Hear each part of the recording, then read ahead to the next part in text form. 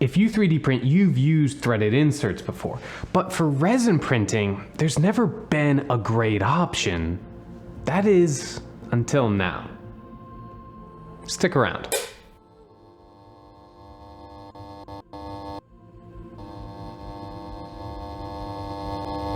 Heat press inserts are the go-to for adding functional threads to FDM prints. They're cheap, easy to use, compact, look good, and most importantly, work really, really well. But they don't work in resin printing like at all. These little suckers function by melting the plastic and gripping onto it with their tiny little claws. But resin doesn't melt. When you heat it to a certain point, it just breaks down molecularly. There are alternatives. Some people epoxy these inserts in, hex nets, or just cut the threads into the plastic. But those are all just kinda stinky.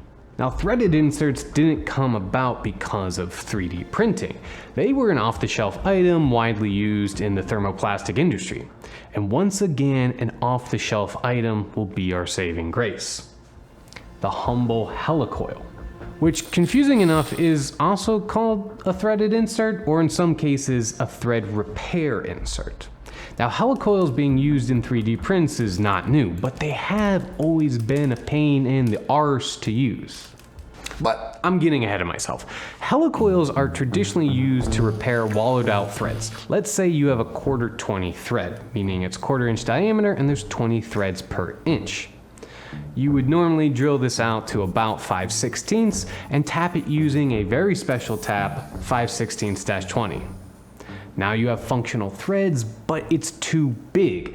Enter stage left, the helicoil, which is essentially a spring, but a very special spring with a very special OD, ID, and wire gauge.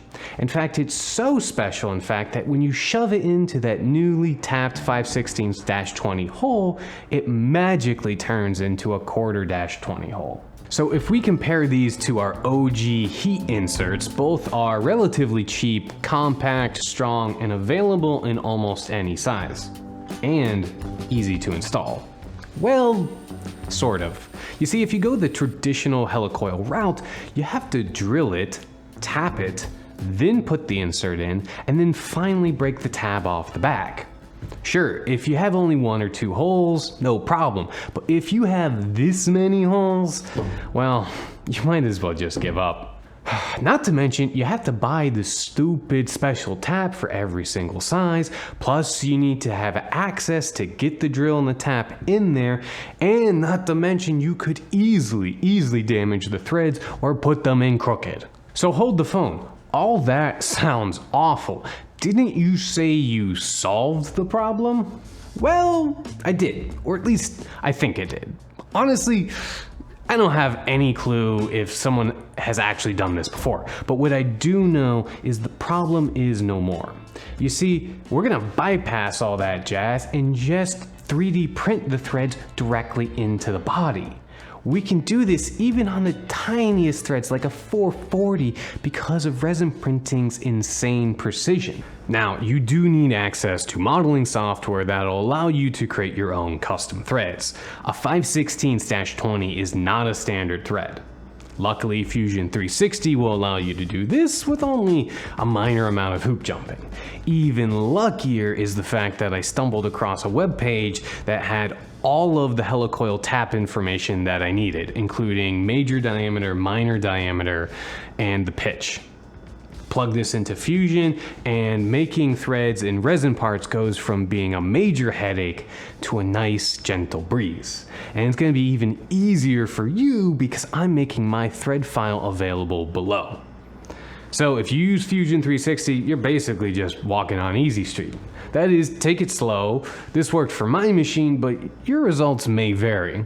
And be very careful with the metric threads because only minor testing has been done. Things to mention, you're gonna wanna buy the install tool for each individual size. Although you might be able to just 3D print one, not sure.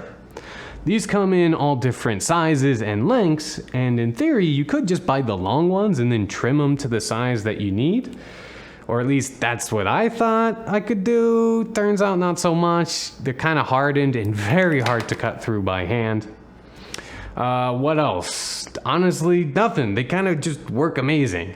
In fact, they're better than heat press inserts in one way in that it's almost impossible to install them crooked, which I managed to do many times in the past.